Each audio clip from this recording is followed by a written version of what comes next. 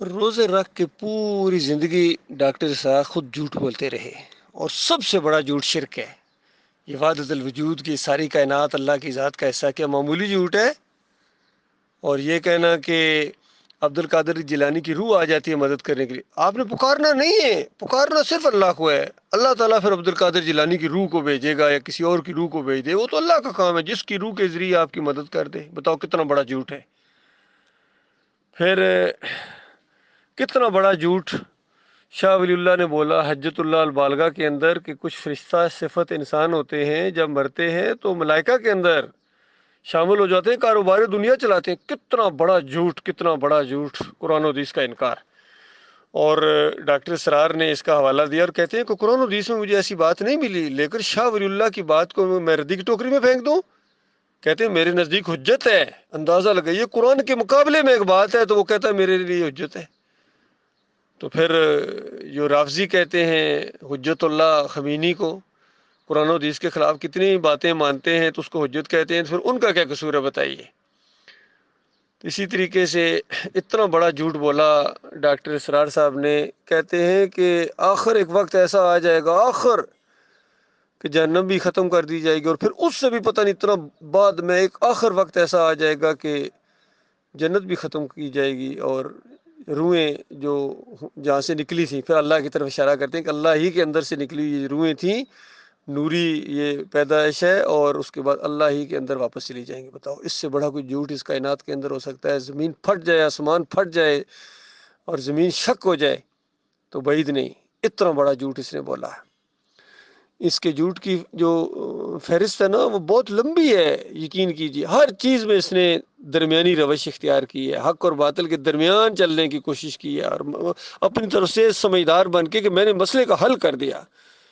چاہے علم الغیب کا مسئلہ ہو، بجائے اس کے کہ ٹھوک بجا کے قرآن نے کہا کہ کوئی زمین اور آسمان کے اندر غیب نہیں جانتا سوائے اللہ کے، اور پھر نبی علیہ السلام کے منہ سے نکلوایا کہ لوگوں سنو، اگر میں غیب کا جاننے والا ہوتا، کہ اگر اس معنوں میں جب اگر آتا ہے تو انتہائی نفی کے اوپر تھوڑی گویا لگتی ہے، تھوڑا لگتا ہے کہ میں نہیں غیب جانتا ہوں، اور بالفرض جاننے والا ہوتا تو بلائیاں گٹھی کر لیتا، مجھے نہیں معلوم کل میرے ساتھ کیا ہونا ہے، تمہارے ساتھ کیا ہونا ہے۔ اس انداز سے کھول کھول کے اللہ تعالیٰ نے اس چیز کو بیان کیا، لیکن ڈاکٹر سرار درمیان میں چلے، کچھ باتوں کو معلوم، حالانکہ وہ معجزات تھے، لیکن دونوں پارٹیوں کو خوش کرنا ہے۔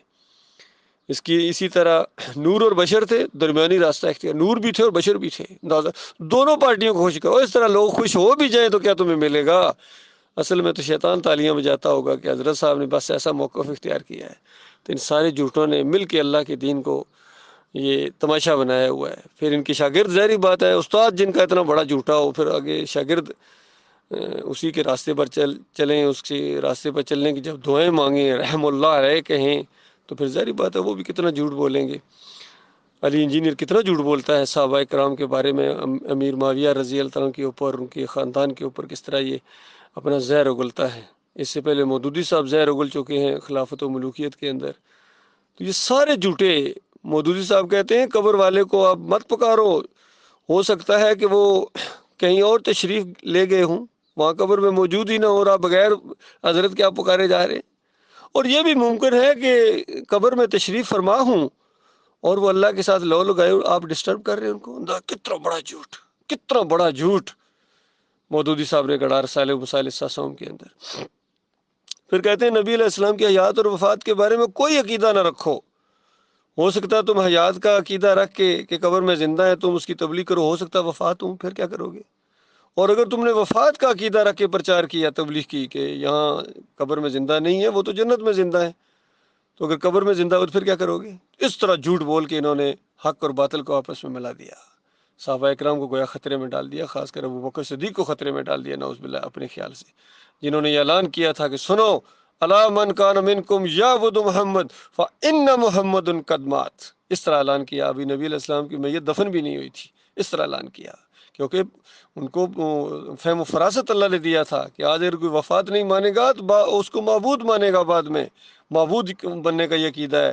حیات النبی فی القبر کا عقیدہ شرک کی جڑ ہے، سماع موتا کی طرح، جیسا سماع موتا شرک کی جڑ ہے، اسی طرح انبیاء کو قبروں میں زندہ سمجھنا یہ شرک کی جڑ ہے۔ اور یہ توصیف الرحمان ہوں یا علی انجینئر ہو، اسی قبر کی طرف اشارہ کر کے کہتے ہیں یہاں برزخی زندگی ہے۔ وہ یہاں برزخی کی زندگی کدھر ہوگی؟ برزخ تو وہ جگہ ہے جہاں تم جا ہی نہیں سکتے ہو، وہاں سے کوئی آ ہی نہیں سکتا۔ تو یہ برزخ میں جا کے قبر کھود کے برزخ میں جا کے کھڑے ہو گئے تھے، کبھی باہر نکلتے تھے کبھی اندر جاتے تھے، صفائی کی جب قبر کھودی تو برزخ، اور برزخ میں جا کے رکھ کے آئے ہو میت کو، یہ برزخ ہے؟